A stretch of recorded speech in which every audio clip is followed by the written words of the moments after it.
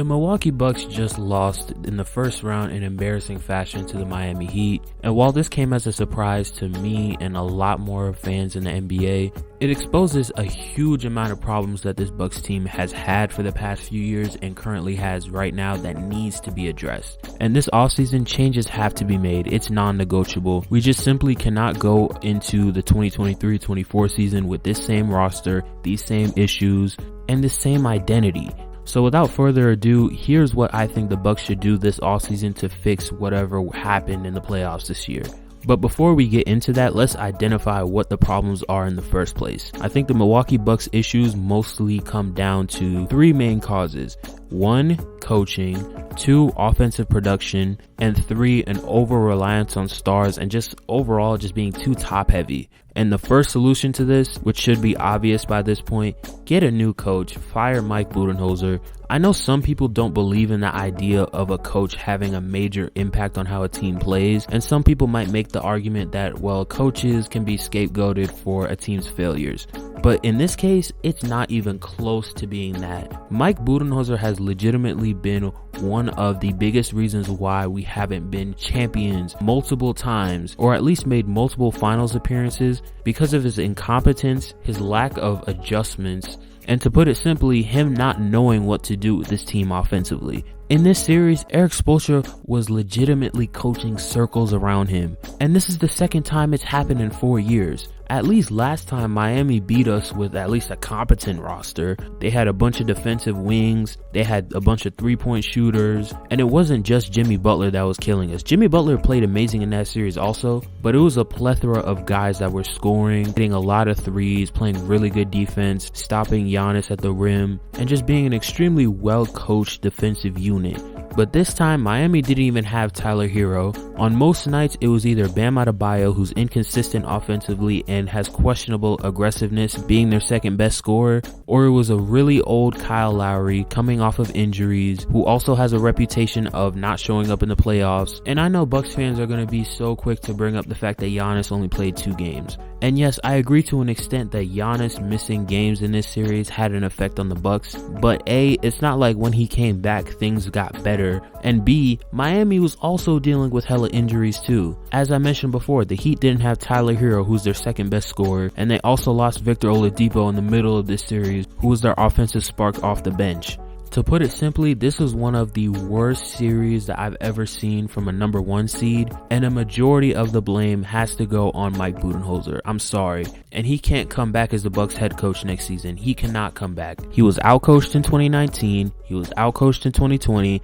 In 2021, he got away with a lot of things. Even though the Bucks won the championship, he still had his moments of incompetence. And then in 2022, Ime Udoka coached circles around him, and then this year. And some examples of why Mike Budenholzer was incompetent was A, the fact that he was playing drop coverage on Jimmy Butler, and I kind of get it to an extent. Jimmy Butler isn't that great of a shooter, but when Miami is shooting an unprecedented amount of threes, right, and they're shooting at a crazy percentage, why are you sagging off of that? And why are you giving Jimmy Butler any type of airspace, especially when he's the only guy that's killing you? There were so many possessions in games 4 and 5 where Jimmy scored, and I was wondering, why did we let those shots even go off? Why aren't we bringing help? Why aren't we trying to put Giannis on Jimmy? Why aren't we trying to make Miami beat us in the paint instead of sagging off of them from 3? And Budenholzer is notorious for doing this. In 2022, we gave up a ton of threes from the Celtics, which is the reason why we lost that game 7 in the first place. I mean, Grant Williams had 7 threes for crying out loud. And I understand it. Brook Lopez is one of the best rim protectors in the NBA. But again, in the playoffs, you can't just stick to your guns all the time and expect things to change and expect things to be different.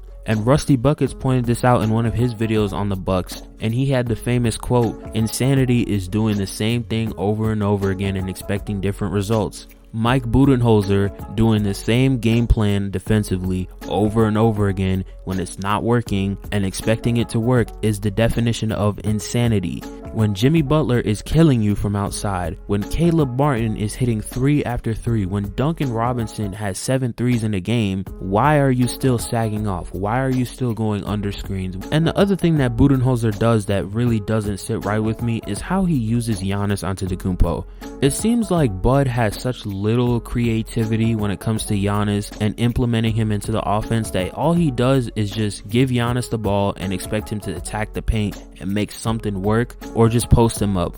And when you're going up against Bam Adebayo, who's one of the best defenders in the league, do you really think he's just going to allow Giannis to get whatever he wants? And even if Giannis gets the matchup, even if Giannis gets a shot off against Bam, whether they bring help or not, they're going to try and send him to the free throw line.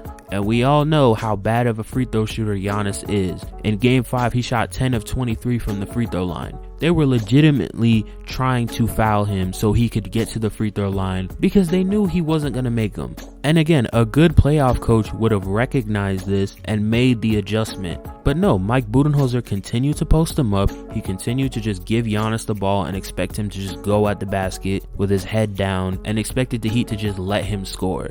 Like, this is stuff that Budenholzer can get away with in the regular season, because truth of the matter is he's not built for these type of teams. He's not built for a playoff championship level contending team. Through his game plan, he's underutilizing one of the most talented players in NBA history, and he just runs the same set over and over again. And there are plenty of coaches out there that would coach this Bucks team way better than Bud has. The main one that comes to mind is Nick Nurse, because of the fact that he was the one who originated the Giannis wall. So I'm sure if he's the head coach of the Bucks, he would figure out a counter for it. And to me, what I think he's going to do is utilize Giannis's great playmaking skills, because if you force Giannis's teammates to move around, keep the defense focused on a Drew Holiday, on a Chris Middleton, on a Brook Lopez, Giannis is most likely going to get more one-on-one opportunities, and no one's stopping Giannis one-on-one. That's part of the reason why Giannis went so crazy in 2022 against Boston, because they couldn't stop Giannis driving to the basket, so they shut down his teammates. Also, this Bucks team has really great personnel defensively, and in the playoff series, I don't think Nick Nurse is going to allow teams to just shoot multiple threes over and over again, just spam the same play over and over again and not adjust. Seeing how well he did with that Raptors defense in 2019, and just given that under Nurse, the Raptors have always been a good defense, I wouldn't doubt for a second that Nick Nurse would thrive with this Bucks team, especially on the defensive side of the ball. Now, some other coaching options for this Bucks team could be Kenny Atkinson and Frank Vogel. I like the idea of having Kenny Atkinson on the team. I just don't know what his defensive sets would look like. And I'm a little iffy with Frank Vogel just because of the fact that with the Lakers, his lineups were always kind of weird and his offense was kind of basic. It just kind of relied on LeBron and AD too much. But he's a really, really good defensive coach. I remember how great of a job he did against Damian Lillard in the 2020 first round. The adjustment that he made, making Anthony Davis step up on the perimeter whenever Dame wanted to shoot a deep three. Every single pick and roll, the Lakers would go over no matter what. I like Frank Vogel, but again, I'm just a little iffy on the offense. And the second thing I think the Bucks should do is go out and get some scores. Outside of Giannis and Chris Middleton, we have barely any reliable shot creators on this team. Drew Holiday can be a shot chucker at times. Bobby Portis shows signs of shot creation at times. When Brook Lopez is attacking inside, he could end up scoring 30 plus, but again, that's not a consistent thing. And outside of that, we really just have a bunch of specialists. Grayson Allen, Jay Crowder, Javon Carter, Pat Connaughton, etc. All those guys are either 3-and-D guys or just really good three-point shooters. I think we need to go out and get a guy who can just be a really good spark plug off the bench for just some offense. Whether it's a guy who can create shots for others or a guy who can create for himself, it would be very valuable for us to get one of those guys, because it would mean that we wouldn't have to rely so much on Middleton and Giannis and even Holiday at times to do a bulk of the scoring. Some guys I have in mind are Kentavious Caldwell-Pope, Cam Thomas if he's available, and surprisingly enough, Kevin Porter Jr. And shoot, even if a star player becomes available, Milwaukee should at least be in the sweepstakes. After Game 5, I was thinking of some upgrades that this team could make, and I've been hearing about the rumors about Jaylen Brown. Now, this is a dream trade of mine. If this happened, I would be the happiest Bucks fan on this planet, trust me. But if we were able to trade for Jaylen Brown, even if it's for a rental, we would be a lock to come out of the East, especially if we don't have Budenholzer on this roster anymore. Let's say we have Nick Nurse and then we trade for Jaylen Brown. We have the right coach, We have the star player on our team right next to Giannis, who's reliable in the playoffs. And just imagine the duo between Giannis and Jaylen Brown, two guys who can average 25 plus. Also, Brown is a guy that's going to make defenses more honest when it comes to defending him, and it's going to take a lot of pressure off of Giannis as well. And defensively, can you imagine Jaylen Brown and Drew Holiday defensively on the perimeter at the same time? Legitimately, the Bucks would have hands down the best defense in the league, no doubt about it. And the trade that I proposed was the Bucks receiving Jaylen Brown for Chris Middleton, Bobby Portis, and 2 first-round picks. And yes, it did hurt that in order to get Jaylen Brown, we had to give up Chris Middleton, but I personally think it's worth it. I mean, Boston is going to want somebody who can somewhat replicate what Jaylen Brown brought to that team if they are desperate enough to trade him. And Portis would be another piece to this already loaded Celtics team. Listen, I'm not saying that this trade is 100% going to happen or it's a lock to happen, but if Jaylen Brown ends up requesting a trade or the Celtics are looking to trade him, the Bucks have to be in the conversation to get him. It's legitimately non-negotiable at this point.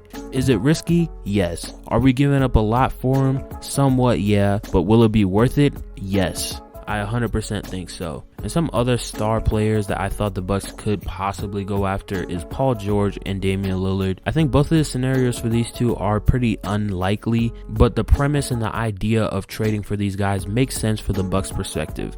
Dame would fit well next to Giannis, and I think the Bucks would have the personnel to be able to hide him defensively. And PG fits better with this Bucks team because he is a two-way player, and because of his age and his deteriorating value, I don't think the Bucks would have to give up anything crazy just to try and acquire him. But again, I think the idea of the Bucks landing either of these two is unlikely, especially with the current situations that they're in with their own teams, and given the fact that the Bucks are a small market and it's going to take a lot of bargaining chips. But yeah, man, after this embarrassing first round exit, even if we don't trade for Jaylen Brown, even if we don't make any major moves, at least just fire Mike Budenholzer, because he's proven over and over and over and over again that what he does not work, and that we've been needing a new coach since 2021. Sometimes I think that if the Bucks didn't win in 2021, Mike Budenholzer would have been gone a long time ago, and that him winning a championship kind of saved his job. And other times I just think that because the Bucks have been towards the top of the East for the past 4 or 5 years, that they're happy with Mike Budenholzer and what he does, and that they're not really concerned with winning multiple championships over a span of time, even though it's very possible for them to do that.